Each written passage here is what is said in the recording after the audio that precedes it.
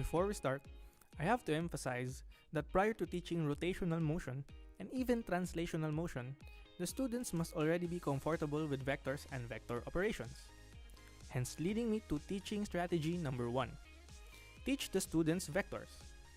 It makes the discussion on mechanics smoother and you can cover much more depth. With that out of the way, let us start our journey in understanding rotating bodies by deriving the basic working equations that will be used. You see right now on your screen the materials that we have used to demonstrate rotation of a rigid body. Pretty basic, right? This leads me to teaching strategy number 2. If possible, perform demonstrations in class.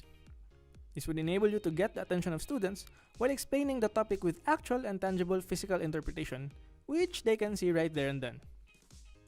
Now in the video, the paperclip is allowed to move in a vertical circular path for the purposes of illustration.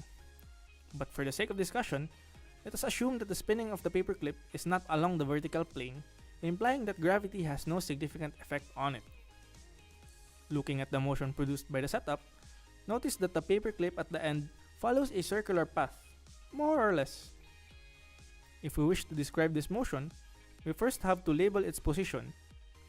So let's assign position of the paperclip at the positive x-axis as our initial position p0, as a function of r, s0, θ0, and t0, where r is the radius, s0 is the initial arc length it covers, θ0 is the initial angle that the radius moves, and t0 is of course the initial time. As the paperclip rotates to another arbitrary position above the positive x-axis, we label that position as p1 as a function of r, s, θ, and t, where r is the radius, s is the new arc length, θ is the new angle, and of course, t is the new time. Notice that the radius remains the same, but we can break down its movement to a particular small angle dθ. As it does this, it draws a particularly small arc length ds. Hence, by utilizing the equation of a sector from basic math, we have the relation ds is equal to r dθ, which implies that the integral of ds from 0 to s is equal to the radius r multiplied by the integral of dθ from 0 to θ, and thus s is equal to r θ.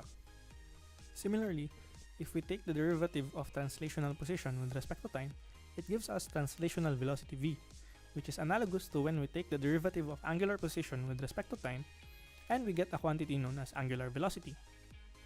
It is denoted by the lowercase Greek letter omega, where the relationship between v and omega is as derived.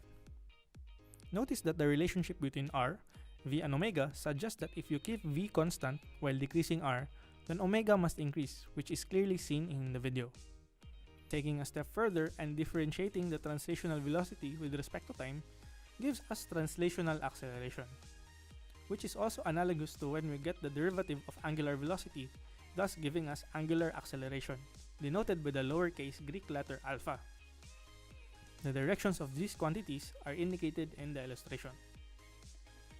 Notice that translational velocity of an object in circular motion is tangent to the circle created, giving rise to the term tangential velocity. The change of tangential velocity is of course translational acceleration or tangential acceleration. Now, if we represent the radius as a vector quantity going from the origin to the body moving in circular motion, we will have an equation as follows.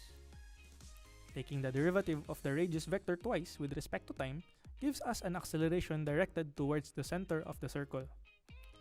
This acceleration is independent of both tangential and angular acceleration and is known as the radial or centripetal acceleration.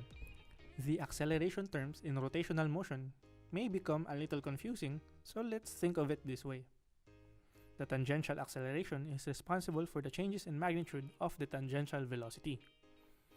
Angular acceleration is strictly responsible for the change in the magnitude of angular velocity, which is consequently related also to tangential velocity.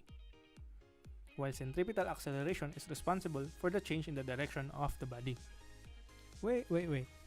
If centripetal acceleration acts inward, then why does the body not move towards the center of the circle? Well, centripetal acceleration is counteracted by a pseudo-acceleration known as centrifugal acceleration, which originates from the inertia of the moving body. A cool thing about the independence of centripetal acceleration to its tangential and angular counterparts is we can actually have circular motion with the two other accelerations at constant values or even at zero. We call this particular rotation as uniform circular motion. This means that we can directly make analogies between translational motion with constant acceleration and uniform circular motion as shown. Note that these equations are only valid in cases where translational and angular accelerations are at a constant. This leads me to teaching strategy number 3. Relate the equations of translational motion with constant acceleration to those of uniform circular motion.